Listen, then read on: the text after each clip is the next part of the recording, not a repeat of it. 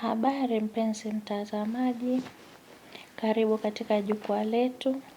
Katika jukwaa hili tutakuwa tukijifunza mambo mbalimbali kuhusu uzalishaji wa vipodozi na masuala mengine ya ujasiriamali ambayo Mungu akitujalia kuyajifunza, tutakuwa tukijifunza.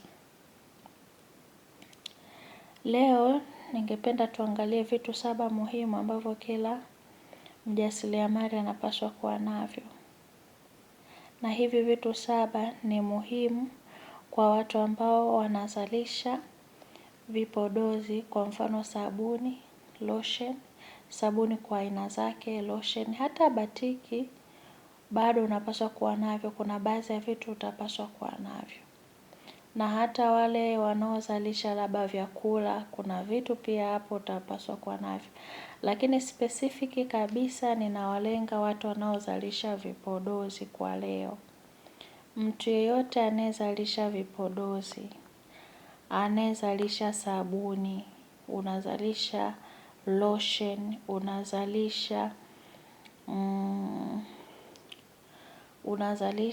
lotion, unazalisha labda mafuta ya kujipaka ya mgando, unazalisha serum. Hivi vitu ni muhimu kuwa navyo. Hivi vitu ni muhimu kuwa navyo kabisa. Kwa hiyo tuangalie moja kwa moja, tuingie darasani. Kitu cha kwanza ambacho unapaswa kuwa nacho ni gloves. Gloves inakukinga wewe mpenzi mtazamaji katika mikono yako. Kwa mfano watu wanaotengeneza sabuni ya kipande wanatumia kemikali ambazo ni kali, ambazo wasipokuwa makini zinaweza zikaunguza mikono yao. Sio tu vipande, hata sabuni ya maji kuna wakati ukizalisha unaweza ukatumia kemikali ambazo zinakuwa hatari kwa ngozi yako.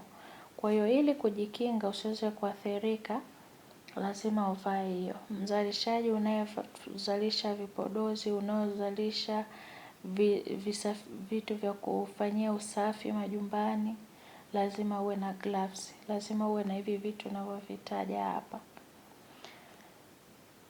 Tumeiona gloves kama unavyoiona inavyopita kwenye screen yako, hiyo ndio gloves. Nimekuonyesha gloves mbili. Kuna gloves fupi, ukivaa inakuwa ni fupi. Ni kwa watu ambao wanatengeneza vitu ambavyo havina madhara sana, kwamba inaweza hata ikimrukia huku juu haina shida sana. Lakini kuna wale ambao wanatumia kemikali kali sana, inabidi wavae marefu.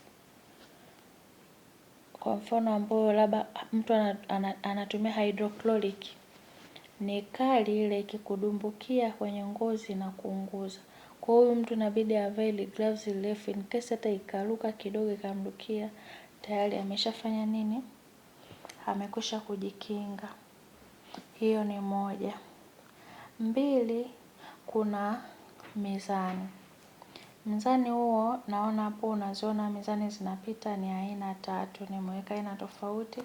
Hiyo kubwa ya kusimama kwa ajili ya watu ambao wanatengeneza vitu vingi. Hiyo ambazo hizo ni ndogo ndogo tunazitumia kawaida kama unazalisha vitu ambavyo ni vichache. Lakini mzani ni mzani. Sawa? Ili uweze kupata vitu ambavyo ni sahihi katika kutengeneza vitu vyako, lazima uwe na mzani. Lazima upime na upate kipimo sahihi, ndipo bidhaa yako itakuwa bora. Kitu kingine ni thermometer. Kwa wale ambao mnazalisha sabuni, bado thermometer inakulazimu. Wanaozalisha lotion, bado thermometer inahitajika. Kwa hiyo thermometer ni kitu cha msingi sana wakati unazalisha bidhaa zako katika utengenezaji. Lazima uwe nayo. Kitu kingine ambacho unapaswa kuwa nacho ambacho ni cha 4 ni vikombe vya kupimia. Wale tuliosoma chemistry jamani, measuring cylinder. Kazi yake ndio unakuja kuiona hapa. Measuring cylinder zipo za aina tofauti kama unavyoziona. Unaona hapo nimekuwekea hadi syringe, lakini syringe hapo inapima kwa mils. Kwa unaweza ukakuta sehemu unatakiwa kuweka mils labda 2 au 3. Uweze ukakaangaika na measuring cylinder ambayo inaanzia labda kuhesabu mils 20. Zile zingine utazikadiria, unaweza ukakosea. Kwa ni vizuri kila kipimo uwe nacho ili iweze kukusaidia katika kufanya vipimo vyako, ambavyo utatoa vipimo vilivyo sahihi kuliko kufanya nini? Kuliko kukadiria. Kitu kingine unachopaswa kuwa nacho ni maski. Maski kama unavyoziona hapo zinavyopita, hizo ndo maski. Kuna maski ya viwandani, kuna maski hizo za zingine. Maski hizo ambayo inachuja hewa chafu inatoa, alafu unabakiza hewa safi. Kwa watu ambao tunahusika na uzalishaji wa kutengenezaji kemikali, nadhani itakuwa ni nzuri sana kuitumia hiyo, itatufanyia vizuri zaidi kulikoni hiyo nyeusi ambayo inakuziba, alafu hauna sehemu ya kutolea hewa ambayo ni nini? Ni chafu. Kitu kingine cha 6 ni miwani. Miwani ni ya muhimu, kwamba kuna wakati kama nilivyosema kwenye gloves, unaweza katika kufanya kwako ikaruka. Ikiruka basi kwenye kama itakuja kurukia machoni, kutane na nini? Na miwani. Kwa miwani kazi yake ni kukinga macho. Kingine ambacho ni cha muhimu kabisa na cha mwisho, ambacho watu wengi wanazalisha lakini hawana, wengi, ni pH paper. pH paper hii bwana inatumika kupima pH. pH ipo katika kila kitu unachozalisha. Iwe sabuni ya chooni na pH yake, iwe sabuni ya kufulia nguo na pH yake, iwe shampoo na pH yake, shower gel na pH yake, lotion tunazotengeneza zina pH yake. pH ni ya muhimu sana. Kama wewe ni mjasiriamali unayetengeneza bidhaa, usitengeneze tu ili mradi kutengeneza, lazima uwe na pH ili kuweza kujua kwamba bidhaa yako ni sahihi au sio sahihi kwa upande wa pH. pH ya product yako inaendana na matumizi ya mhusika au haiendani, kwa sababu utakapoizidisha kuna hatari ya kwenda kuunguza watu, na utakapoipunguza sana na penyewe kuna hatari ya shida tu itatokea. Kwa hiyo pH ni ya muhimu sana kupima bidhaa yako na kujua kama umeendana na viwango vinavyoendana. Kwa mfano, ngozi ya mtu pH yake ni 4 mpaka 5. Sasa wewe umetengeneza lotion yako, umemaliza kuitengeneza, hujapima pH, kumbe pH imeenda 7 au 8. Unashangaa watu wanatumia ndo ile, mara nasikia kuwashwa, mara nasikia nini, kwa sababu haikupimwa ukajua kwamba imezidi, nirudishe vipi basi iende kwenye nomo. Sawa? Kwa hiyo pH ni ya muhimu sana wakati unatengeneza bidhaa zako, na hasa kitu kinachoenda kwenye ngozi ya mtu.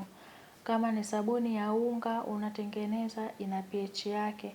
Ndio maana mtakuwa ni mashuhuda, kuna wakati kuna sabuni fulani ukizitumia, kwa sababu ya pH yake kuwa juu, watu walikuwa wanakatika mikono, wanachanika, inaunguza, ukifua unababuka. Lakini mbona kuna watu anatumia hiyo sabuni ya unga, lakini kampuni X, lakini haichubui, haifanyiji. Tafasiri yake ni nini? Imebalansiwa. Kwa hiyo pH ni kitu cha muhimu sana kuwa nacho. Mpaka wakati mwingine, naomba tukutane. Namba zangu za simu ni kama hizo zinazopita hapo. Kwa majina ni Mama wa Fursa. Karibu sana tuingie darasani kujifunza. Kwa wale ambao watahitaji kujifunza, nakaribisha. Utaingia darasani, utalipia kidogo, utajifunza. Vitu ambavyo nafundisha kutengeneza lotion, nafundisha kutengeneza shower gel, nafundisha kutengeneza shampoo, Nafundisha kutengeneza vipodozi kwa ujumla pamoja na vitu vingine.